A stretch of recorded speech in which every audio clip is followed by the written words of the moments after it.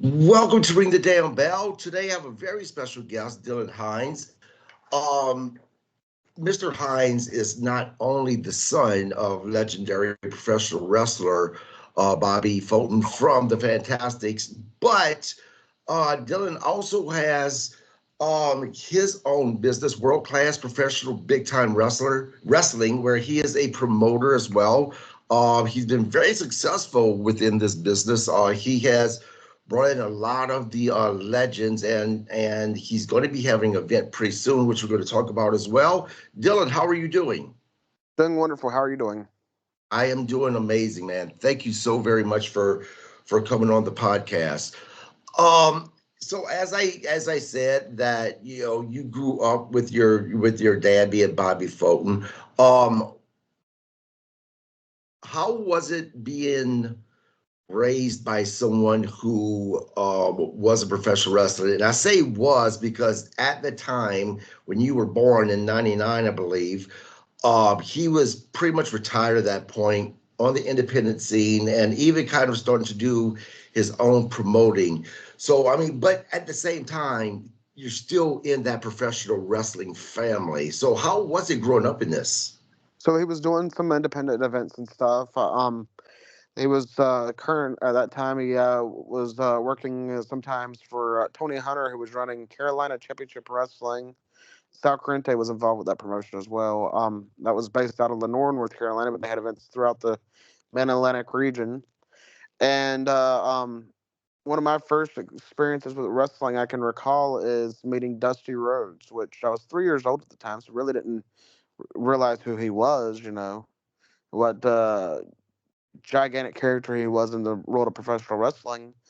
But he would call my brother and I his boys, so that was pretty cool, So Yeah. yeah. Then So, later on, I grow up and I realized that this guy who was calling my brother and I his boys, we always thought was like the coolest guy in the world.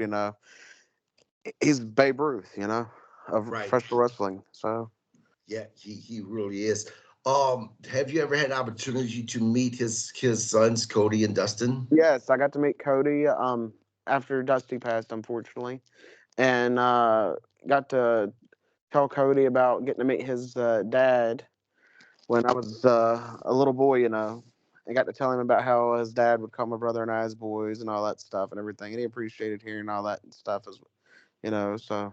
And he told me that he enjoyed getting to watch my dad, and stuff because he's a person who's watched all the product, throughout the years. So Right.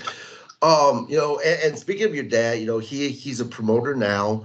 Can you talk about some of the things that he promoted? this would have been in the early 2000s. He was promoting off the street boxing contest under the name The Toughest and Baddest Brawl. They were Tough Men contest, which would feature mostly male fighters. Every once in a while, some of the cards would feature women fighters as well.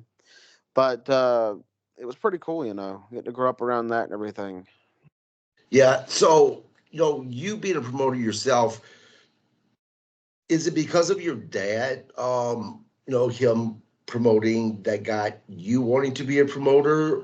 Did you ever get the wrestling bug as in wanting to be an in-ring performer? Um, I never really had an inspiration to become an in-ring performer, but I'll say this. I'll be honest with you. I'm the type of guy out there who, if I can make money, I'll make money. You know, and I'm after big money. If it's small money, I'm not really interested. So Right. being able to promote bigger events, and stuff, or I'm looking into other jobs currently. Getting ready to start another job, and somebody the other day mentioned, "Well, that's a boring job." Well, it might be a boring job, but you make six figures with it. I've always seen it like this. My family's got a friend named Chad Adams, and he owns an air conditioning company, American Air Heating and Cooling, out of Rock Hill, South Carolina, Fort Mill area, Rock Hill, south of Charlotte. But he works hard. Like I've seen him on the job before. He'll go during the summertime. Sometimes he'll go through five different shirts or more. and while he's doing his work and stuff, because you're up underneath the house, you're gonna be sweating and all that stuff. But also, he's the type of guy who plays hard. When he wants to go and enjoy himself, he'll go on a cruise with his wife. Sometimes they'll go on like 10 cruises a year. It seems like. Or they'll go to Right. Vegas, or go to concerts, or go to this, or go to that, or they've got a place in the mountains and stuff. So they got a pretty cool life, and he's kind of an inspiration. If you want to get to play hard in life, then also you got to work hard. So Absolutely. So, yeah. when did you decide to start promoting? And was world class professional big time wrestling you're very has that been the only thing that you have used to promote to get the wrestlers out there, or was there other promotions that you've had? Yeah, World Classic Professional Big Time Wrestling's always been like the main promotion. Um, I've helped out with other people, tried to, give them guidance and everything. But the one I've been the most involved with was World Classic Professional Big Time Wrestling, which I got involved at a young age. Day one, I was born. Day two, I was out there running the roads with my dad. When he was doing those boxing contests, helping him put posters up and stuff. Traveling from town to town with him. My brother and I sitting in the back seat of his van. He had a Dodge Caravan he'd drive around in, a white Dodge Caravan, and we'd ride in the back seat of it and everything. And yeah, you know.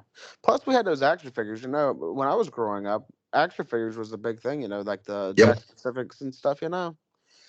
I would actually, and I say this is pretty cool.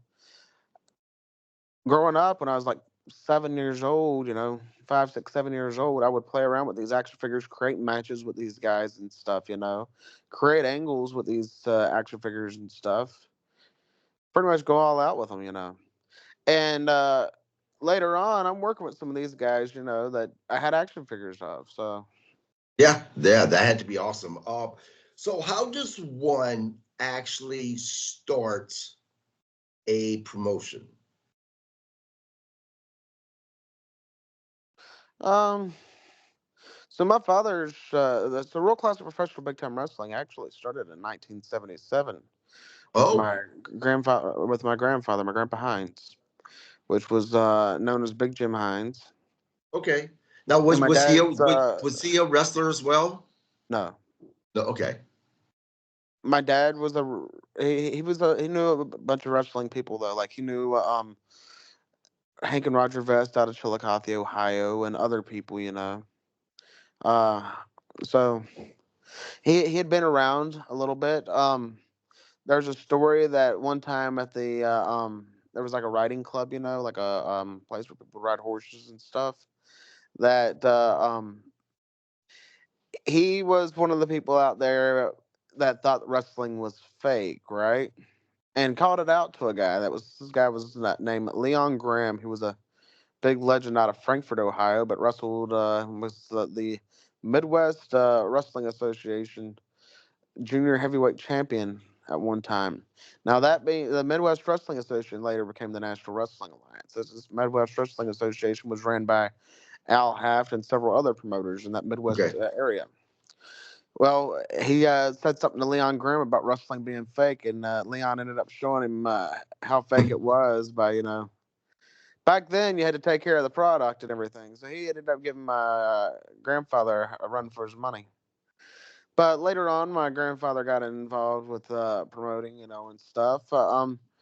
Mostly because my father had aspirations, to get in the wrestling world. My father had started wrestling and stuff in 1977, and June of 1977. I Yeah. believe September of that year was the first World Classic Professional Big Time Wrestling event, and ever since then, the promotion's been running. You know, Okay. like Yeah. I mean, we've done tie-ins with other people and stuff. We've had events throughout the entire United States. oh, wow, So, and I interesting. would say that we are the longest running single family owned promotion currently going. with Wow. because WWE got bought out, so they're not owned by the McMahon family anymore, right? Right. Right. Yep. Yep. And I couldn't think of anyone else in the United States. Now I believe AAA or CMLL, they've been around for a lot longer than that. I think they've been around for like 100 years or something, from what I've heard. But in the United States, anyway, we are the longest running promotion. My father picked it up in the '90s and stuff. When my grandfather got sick, he ended up having cancer and stuff. Father ended up picking it up, carrying on his own, and then in about 2016, I really got heavily involved with it. Okay. Uh, yeah. Okay. Yeah. You're talking about your dad and about the whole fake wrestling thing. Look, a lot of these guys, matter of fact, your dad, I know that he had to be a tough guy just because of the fact that I was introduced to your dad on television. I grew up watching Mid-South Wrestling. I'm originally from Louisiana. And if you worked for Bill Watts, he had a rule that if you went out and got into a fight and you lost, you'd be fired. So in Right. order to work for Bill Watts, you had to be one tough son of a bitch. So there's no doubt that your dad was legit tough, as was most of those guys. So yeah, I Well, mean, there's been actually, there's a story one time where they were in the middle of the sheep herder rivalry, right? And it was after one of the 6-man tags, so they were teaming with Terry Taylor, where the sheep herders, I believe, at the time were teaming with Jack Victory, right? right. And Terry Taylor and them were headed back from the ring, and one of the fans stepped up and that blood's fake, right? And Dad and Terry Taylor and Tommy ended up getting into it with the guy. Really, Terry Taylor was the one who had began the fight with the guy, and ended up with all three of them getting arrested. But they ended up had to show how fake it was by Right. you know Yeah, man. Some of the fans are knuckleheads, and they want to prove their toughness by picking a fight with one of these professional wrestlers. And although professional wrestling may be predetermined as far as the ending, there's nothing fake about professional wrestling. These guys are athletes. They really legitimately get hurt. Um, I always say, even to some of the best athletes out there who's never stepped in a ring, I challenge them to step in the ring and see how difficult it is and how different it is from being in shape versus being in ring shape. Right. Um, it's a very it's a tough gig to do. It really is. Like, I I'll can say only this: imagine. someone could be an Olympic athlete, right? But that Uh-huh. does not mean that they're in ring shape. Absolutely, absolutely. So, of course, people may recognize your name right now because of the whole Matt Riddle situation. And I want you to tell the story instead of me interrupting you and asking you a bunch of questions and things may get lost. I want this to come directly from you with the entire story without me interrupting, if you don't mind. Yes. Okay. So I've told the story enough. It's out there, Right. But yeah, he ended up the day of trying to hold us up for more money. And later turned out we were told that he, instead of wanting the 8 grand that was guaranteed and we all agreed to, he ended up actually wanting $10,000. So with all that said and done, he tried holding us up. Make the long story short, he tried holding us up for money. Wasn't going to be able to do all the stuff he had promised he would do as part of the deal, and screwed us and screwed the fans. That's the long story short. Right. Well, then let me ask you these questions then.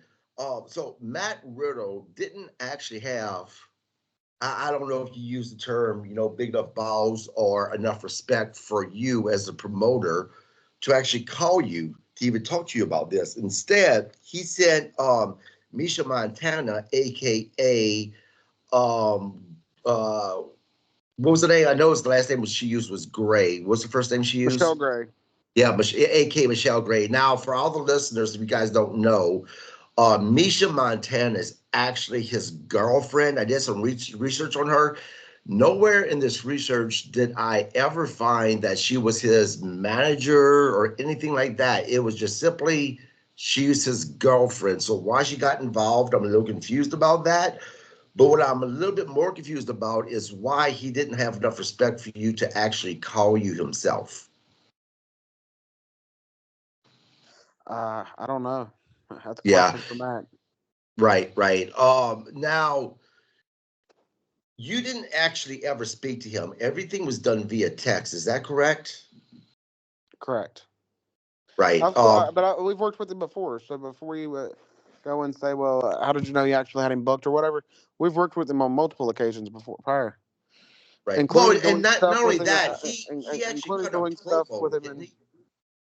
yeah, he actually cut a promo as well.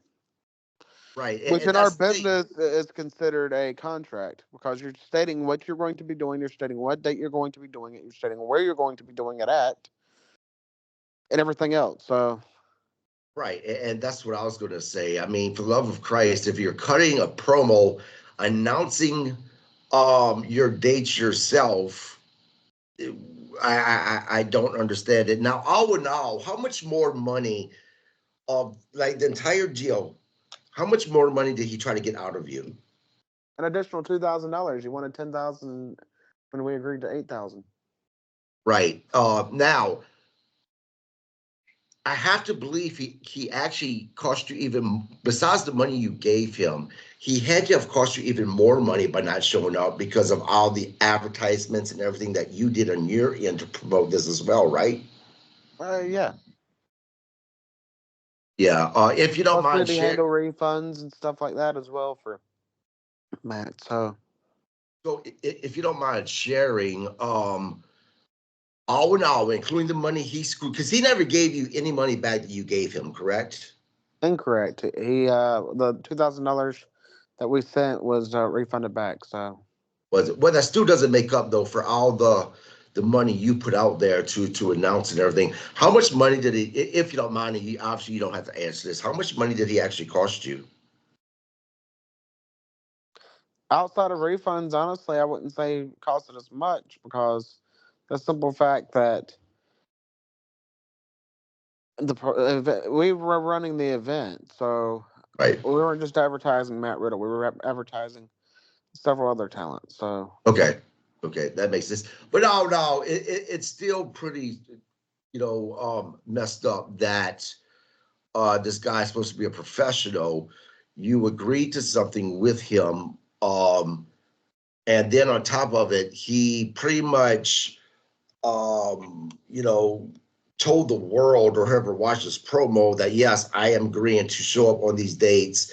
And then again, not only did Matt Riddle try to get more money out of you, but he didn't have the balls, as I said at the beginning, himself to contact you. He sent his girlfriend to do his work, which is pretty much a bitch move, if you ask me.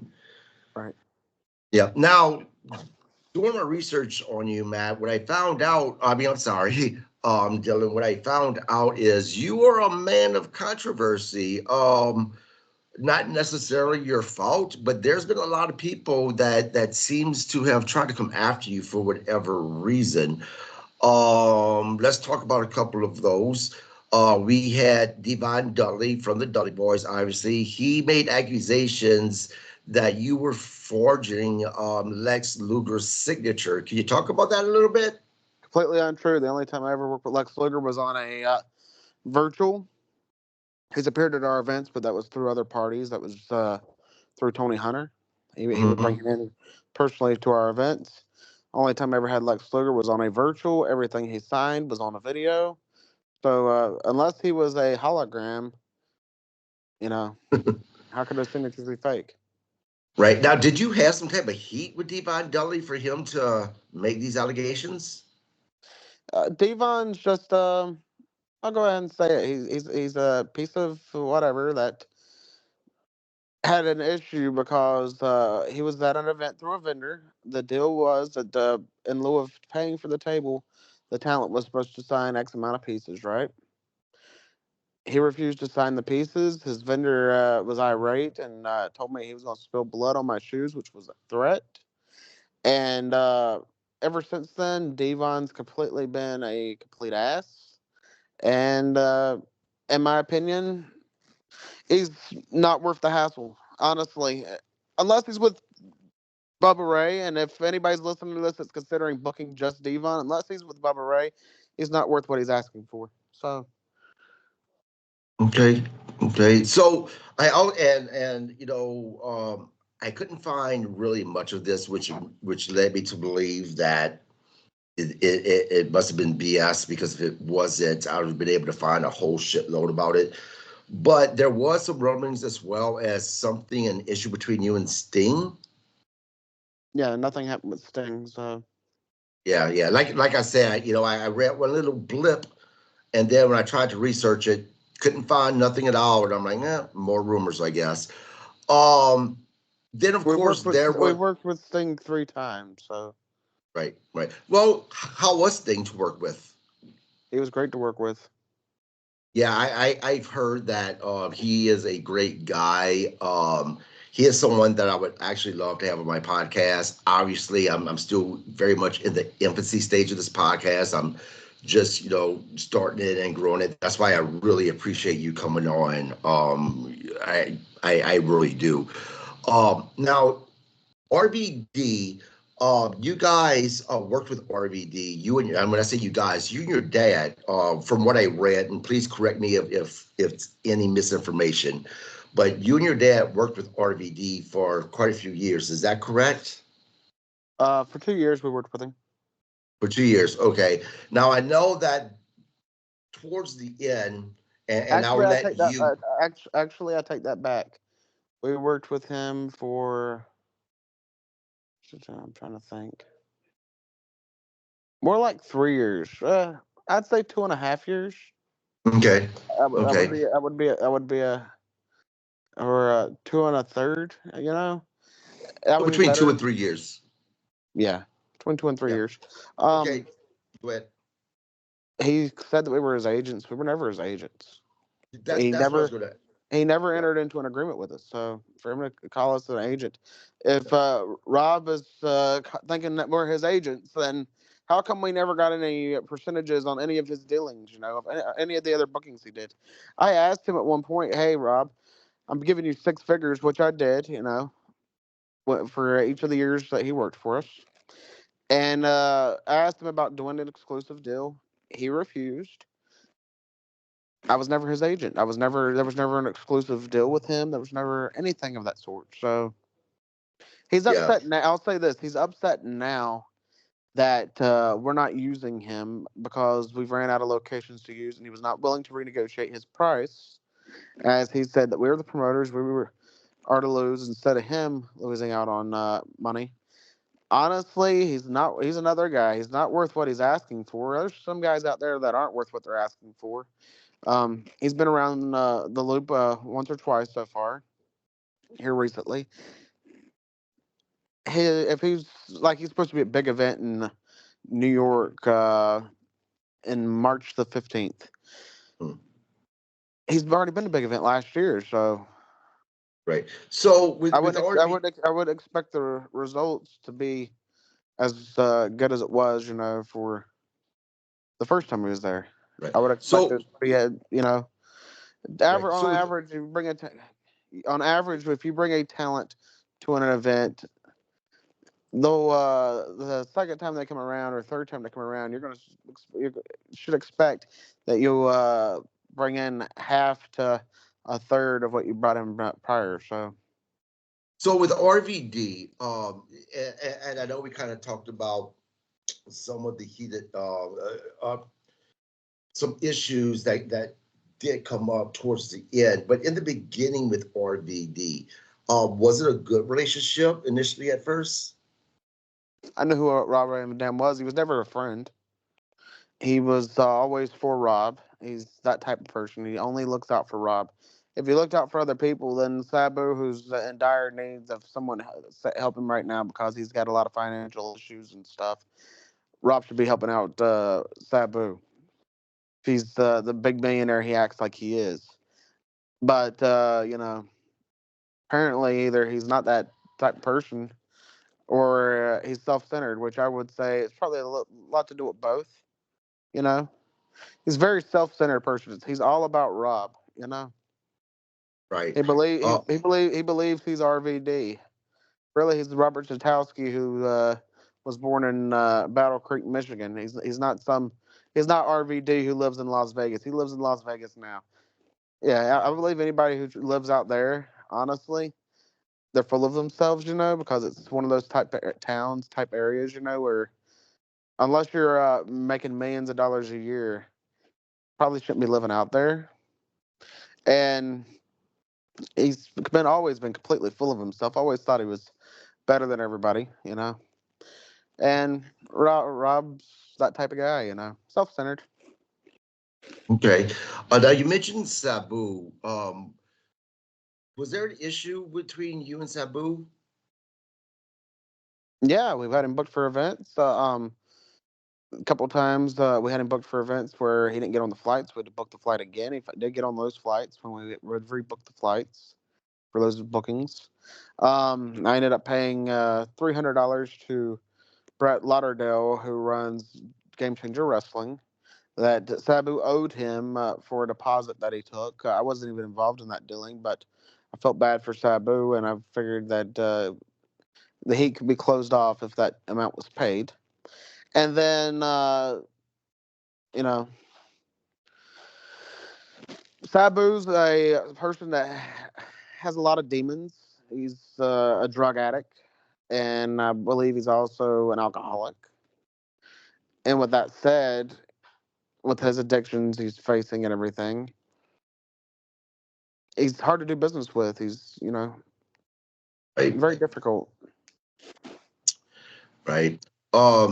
And then something I also want to talk about is there was and feel free to mention the podcast if you want. I just won't because I don't want to liability issues. But there was accusations made by a podcast that you were on that ended up playing a short it wasn't a video, it was just the sound of an argument between you and your father, which I've been in plenty of arguments with my father when he was alive, and me and my father was very close. But he took that argument and he kind of spun it to making accusations about you abusing your father, Bobby Fulton. My question is one, obviously you can't read this guy's mind who did it, but why do you think he did it? Like, how would it benefit him by making these type of accusations? And two, did you address this with him? This took place about 9 months ago. So, just like when you do a podcast, why you bring somebody on that's controversial as I am? Because you want to get views, right? He wanted to get views. He wanted to get hits. He needed ratings. That's all these guys are out. They're out to go and get dirt and stuff, I'll say this: I've never abused my father. I don't live with my father. My father lives several hours away from me. So with that all said and done, it'd be near impossible for me to be abusing my father, for me to be committing any elder abuse. Also, he wanted to mention that I was extorting my father or some kind of thing like that as well. Completely untrue. And all the remarks he made was full of shit. To the point where I gave him the Apple, nickname. His name's Duke. I gave him the Apple nickname of Dookie because he's shit. Right. Yeah. So. Yeah, and I can tell you, you're right. I mean, one of the reasons I brought you, well, there was two reasons why I initially brought you on. One, you and I are friends on Facebook, and I keep up with what you're doing, and a lot of the things that you are promoting. A lot of them are events that I wish I didn't live so far away from you because I'd be there. But and then obviously the Matt Riddle issue that we talked about. But something I would never do is, one, I would never make accusations about someone abusing their father, because that could be, even if it's not true, if it's not true, it can be very damaging. And secondly, one thing I didn't agree with him, this guy doing, is on his podcast playing that sound from a phone on a podcast. I just think that shows terrible character, because that's not something that you want to, or at least I would not try to get views or ratings on. That's just it. Yeah, it was It's terrible. And I unprofessional. was that. It's unprofessional of him. It is. It's very unprofessional. Um, and again, I heard some of the video, and it just sounded like two people arguing. I didn't hear any abuse whatsoever. And again, me and my father, before he passed away, he's my best friend. He was, I talk to him every day. And, we got into arguments, no matter how old I am. I was always his son, and there he still always had different visions for me that I didn't have. And sometimes that clashed, shit happens, but it doesn't mean that you're abusing one another. And yeah, that was just terrible to make accusations like that, unless you have some type of evidence that it physically happened. And folks that's listening out there, I could tell you that again, I listened to it. It sounded like two grown men having an argument. Words were said, like words always get said in arguments, that I'm sure that you and your father didn't mean. That's what happens in arguments, but there was no physical abuse, and nowhere did I have that, oh my gosh, like we need to help Bobby Fulton type of a thought. Just didn't happen. And that's just my take on it. I'm allowed to have my opinion on it. But so, speaking of your promotion, one thing that I did read, and I held back from commenting because I knew you were coming on the show and I wanted you to talk about it, is I read that you said that this was your last event that you're promoting. So two questions is, and again, if it's private, you don't want to share, Dylan, I completely understand, my friend. But the reason, obviously, I'm asking why. And secondly, you said world-class professional big-time wrestling has been around since the 70s. Does this mean that the promotion is going to head and be shut down? The answer to the first question is I'm ready to move on to my next chapter. Um, there's much more in life for me. I have a college degree and everything, Right. and I plan on going and doing other ventures where I can make good money as well. So there's that.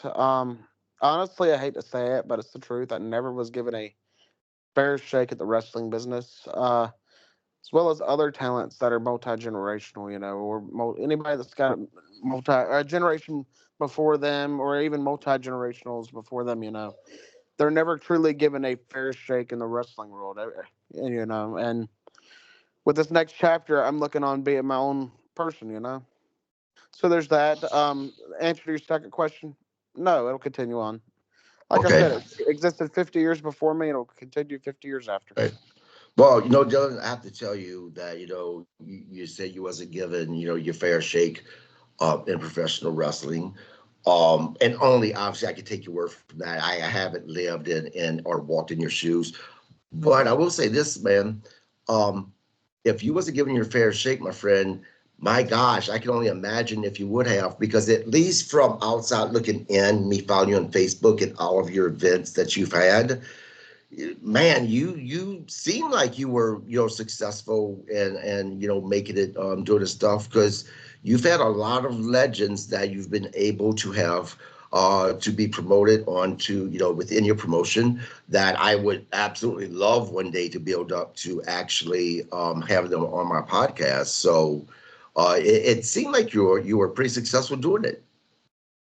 Yeah, well, I was successful doing it and everything, but I would have probably been able to, if I had ever been given a fair shake, I would have liked to have been in a lot longer. I would have liked to have seen how far I could have went with it. Um, I think eventually I could have made it to being in an office somewhere, whether it be Mm. WWE or AEW, just Okay. because I have a mind for this business. I've studied this business my entire life. Triple H, called himself the game because he studied it, right? Right. I guess I could call myself one of the players of the game as well because I've studied it so much that, you know, just like I studied for college when I went and got my degree, I studied this wrestling business. I studied it forwards, backwards, in between, the inside, the outside, all everything about it. From setting up a ring to selling tickets to ring announcing to I've actually wrestled a couple matches. I've managed. I know how to do interviews. I know how to do a podcast. I've done everything that's involved, even selling concessions at an event. I know how to do this wrestling business, and I know everything about that promoting, and everything about it. So I like to have been given a further opportunity in it. I don't believe that opportunity will ever arise. That way, that's the main reason. At this point, I'm ready to go on, jump on to new ventures and Right. see where I can go. With new chapters. Yeah, and that's completely understandable. So do you follow the current product? No, You don't? I'll say it like this. I am around wrestling 24/7, right? Right. Booking talents, writing matches up, brainstorming things about wrestling, and stuff. It's kind of like this. If you're a police officer, right? Well, I'll ask you this: what do you do for a living? I actually work with people who are disabled, and I have my own business as well. Okay, so what's your own business? Carpet cleaning. Okay, would you watch a TV show about carpet cleaning? I'm sorry, ask that question again? Would you watch a TV show about carpet cleaning? Probably not. Just like I was talking to a podcast yesterday, because I'm on a lot of these, right? Right. Right. Actually, every 2 weeks, I'll be able to be heard on Perched on the Top Rope, the number one podcast in the United States. I'm going to be coming on every 2 weeks and sharing my views and thoughts on the wrestling world. But I said this: it's like a police officer. When they get home, they're not going to go and watch live PD or cops or anything like that, Right. Yeah. because they want to get away from it. Like when I watch TV, I'm watching Everybody Loves Raymond, Sanford and Son, All in the Family, Andy Griffith, Two and a Man, Half Men, we can watch something TV like that. together because you just named most of my favorite shows actually. Yeah. Uh, But so I know that you do have a show coming up. Would you like to promote it? yeah, it's Saturday, March the 8th in Chillicothe, Ohio, at the OUC Shoemaker Center.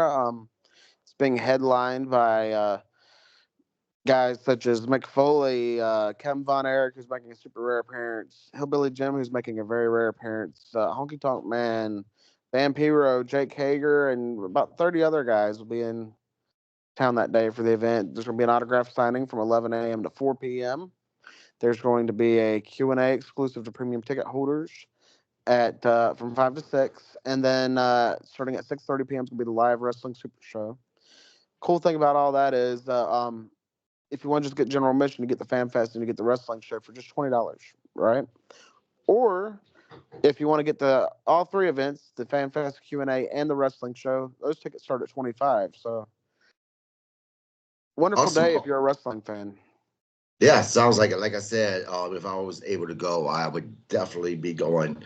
But I tell you what, Dylan, I can't thank you enough for coming on and for talking and answering questions. I'm sure you probably get sick of the questions. I can only imagine. So it was very kind of you to come on.